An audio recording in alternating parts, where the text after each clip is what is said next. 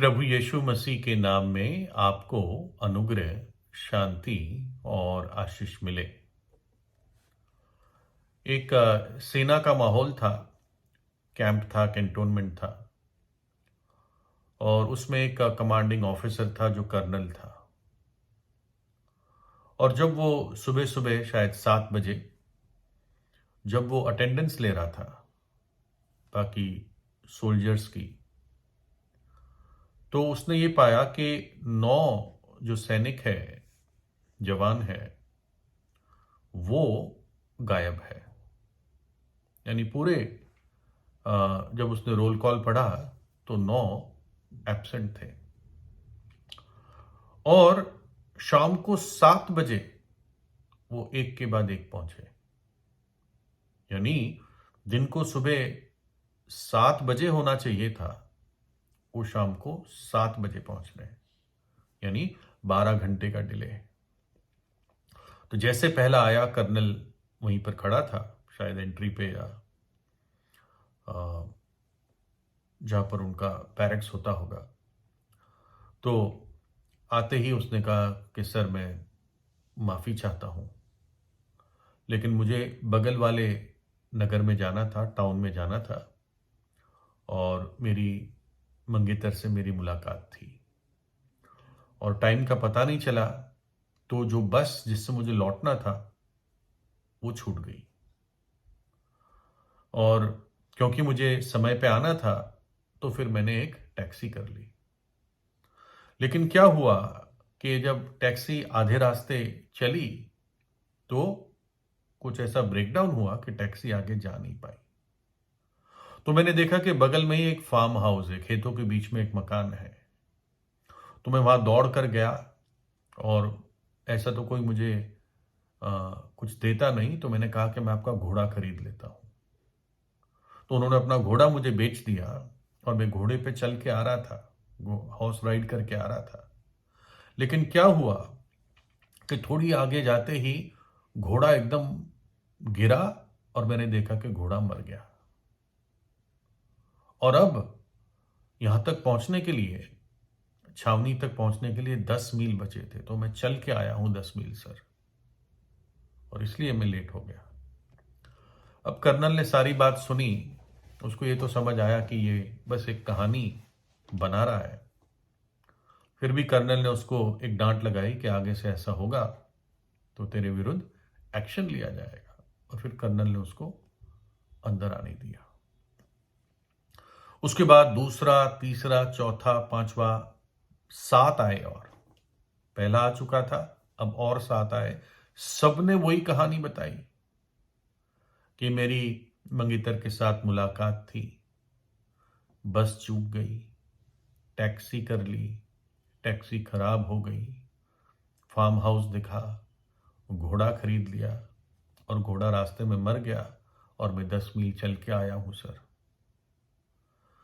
तो खैर सबको कर्नल ने जाने दिया। अब 9वां आखिरी वाला पहुंचा और वो कहता है, अच्छा भाई, अब गुस्सा हो गया था कर्नल कि तू क्यों लेट हुआ है।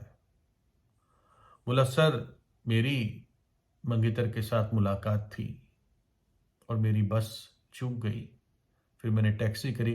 कर्नल ने कहा रुक जा। है ना, ऑफिसर गुस्सा हो गया, बोला रुक जा, अब ये मत कहना मुझे कि टैक्सी खराब हो गई। बोला नहीं सर, टैक्सी खराब नहीं हुई, रास्ते में इतने मरे हुए घोड़े थे कि हमारी टैक्सी आगे नहीं जा पाई। तो अब देखते हैं कि कैसे लोग आसानी से बहाने बना देते हैं। मैंने अक्सर देखा है कुछ लोग जो पैसे मांगने आ जाते हैं, कहेंगे फादर बहुत बीमार है, फादर को हॉस्पिटल में एडमिट किया है। एक ने आके मुझे कहा दादी बीमार है और हॉस्पिटल में है और कल सर्जरी होनी है। ऐसे लोग वो पैसे कभी वापस नहीं लौटाते। एक जज थे, जज जिगलर, और वो हमेशा ये एक कहानी बताते थे कि एक पड़ोसी दूसरे पड़ोसी के पास घास काटने की मशीन मांगने गया। तो जिस पड़ोसी के पास मशीन थी उसने कहा मैं आपको घास काटने की मशीन नहीं दे सकता, क्योंकि आज इस रूट की सारी फ्लाइट कैंसिल हो गई है, रद्द की गई है। तो मांगने वाले पड़ोसियों ने पूछा, अरे फ्लाइट का घास काटने की मशीन से क्या रिश्ता है? तो उस पड़ोसी ने कहा, जिसकी मशीन थी, कि देखो, अगर मुझे बहाना देना है तो मैंने सोचा कोई भी बहाना दे दूं, बस मुझे अपनी मशीन तुम्हें नहीं देनी। और बाइबल हमें एक घटना बताती है, प्रभु यीशु मसीह ने एक दृष्टांत बताया, कैसे लोग बहानों का उपयोग करते हैं। उसने उससे कहा, किसी मनुष्य ने बड़ी जेवनार की और बहुतों को बुलाया, बड़ा दावत अरेंज किया और बहुत लोगों को बुलाया। जब भोजन तैयार हो गया तो उसने अपने दास के हाथ नेवताहारियों को कहला भेजा कि आओ, अब दावत तैयार है।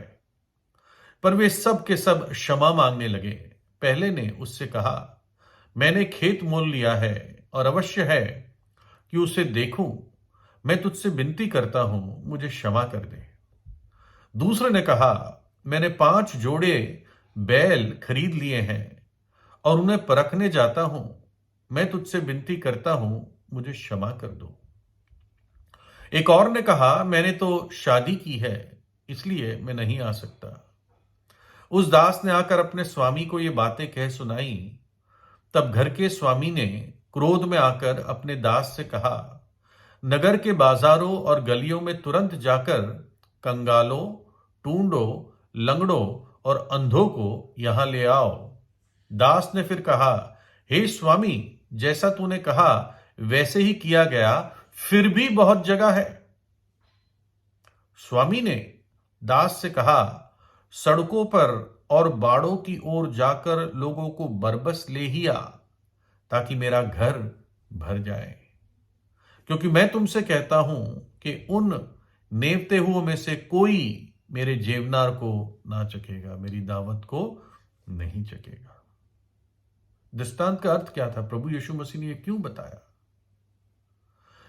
प्रभु यीशु ये संदेश बताना चाह रहा था इस दृष्टांत के द्वारा कि परमेश्वर ने एक बहुत बड़ा जेवनार, एक बहुत बड़ी दावत, एक बहुत बड़ा आनंद मनुष्य जाति के लिए तैयार किया है, योजना बनाई है, प्रयोजन किया है। और वो है उसका दिया हुआ उद्धार, अनंत जीवन, जब मनुष्य परमेश्वर के साथ हमेशा के लिए रहेगा।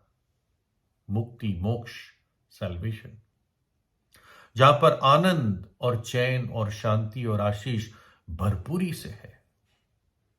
एक बहुत बड़ी मनुष्य के जीवन के लिए वो दावत है, फीस्ट है, क्योंकि खुशी से भरा हुआ है। और वो उसने कैसे प्रयोजन किया? परमेश्वर का पुत्र इस जगत में आ गया और हमें बचाने के लिए, हमें पाप की सजा से छुड़ाने के लिए प्रभु यीशु मसीह ने कलवरी के क्रूस पर अपना बलिदान दिया। हमारे पापों को अपने शरीर में उठाकर वो कलवरी के क्रूस पर मर गया, बलि हो गया, एक मेमने के समान। और हमारे पापों की क्षमा के लिए, पापों की शुद्धि के लिए अपना पवित्र लहू बहा दिया, ताकि जब एक पापी पश्चाताप करके विश्वास करता है, उसके पाप क्षमा होते हैं, वो उद्धार पाता है और उस दावत में, उस अनंत जीवन में, उस आशीष में वो व्यक्ति प्रवेश करता है। प्रभु यीशु ने मृत्यु को हराया, वो तीसरे दिन मृतकों में से जी उठा, युगान युग जीवित है और इसलिए हर मनुष्य के हृदय के द्वार पर खटखटाता है और उसको न्योता देता है। ये तक कहता है, अपने दिल का द्वार खोल, मैं प्रवेश करूंगा और तू मेरे साथ भोजन करेगा और मैं तेरे साथ। लेकिन कई लोग बहाने देते हैं, वो परमेश्वर की सच्चाई को इग्नोर करते हैं और परमेश्वर की इस इच्छा कि मनुष्य बच जाए, उस बाहरी अंधकार में जाने से बच जाए जहां पर रोना और दांतों का पीसना है। ये परमेश्वर की इच्छा है कि मनुष्य बच जाए, लेकिन वो बहाने देते हैं, वो पाप से प्यार करते हैं और इसलिए ज्योति में प्रभु यीशु मसीह के पास नहीं आना चाहते। कोई कहता मेरे पास समय नहीं है, कोई कहता है ऐसी बात पे कैसे विश्वास कर सकते हैं? क्या परमेश्वर जगत में जन्म ले सकता है? क्या वो बालक के रूप में आ सकता है? क्या एक कुंवारी के जरिए जन्म ले सकता है? क्या वो सबके पापों के लिए अपनी जान कैसे दे सकता है? क्या कोई मृतकों में से जी उठ सकता है? ये तो मूर्खता की बातें हैं, ऐसा कह के टाल देते हैं। लेकिन उस सत्य से जो बाइबल कहती है सबने पाप किया और परमेश्वर की महिमा से रहित है, उसका उनके पास जवाब नहीं है। कुछ कहती है तो अरे फिरंगियों का धर्म है। प्रभु यीशु तो अपने आप में फिरंगी नहीं था, वो तो मध्य एशिया में जन्मा था, गरीब घराने में जन्मा था, छोटे से नगर में जन्मा था, है ना। तो इसलिए ये कोई परमेश्वर को किसी सीमा में, बाउंड्री में नहीं बांध सकते। अगर किसी ईश्वर को बाउंड्री में बांध सकते तो वो कितना छोटा ईश्वर है। परमेश्वर तो पूरे जगत को बनाया, स्वर्ग और पृथ्वी का मालिक है, स्वर्ग उसका सिंहासन है, पृथ्वी उसके पांव रखने की डेवड़ी है ना? कुछ कहते हैं सब कुछ एक ही है, सारे रास्ते एक जगह जाते हैं। क्या ये पॉसिबल है? क्या सारे रास्ते एक जगह जा सकते हैं? आप आजमा के देख लो। आप एक महीने में 10 अलग अलग रास्ते लेकर देखो, क्या एक ही जगह पहुंचाते हैं? कुछ अपने पापों को छोड़ना नहीं चाहते, इसलिए बहाने देते हैं। लेकिन पापों की मजदूरी मृत्यु है, नरक का दंड है। प्रभु यीशु हमें उससे बचाने के लिए आया, क्योंकि हमसे प्रेम करता है, हमारा सृष्टि करता है। परमेश्वर इंतजार करता है।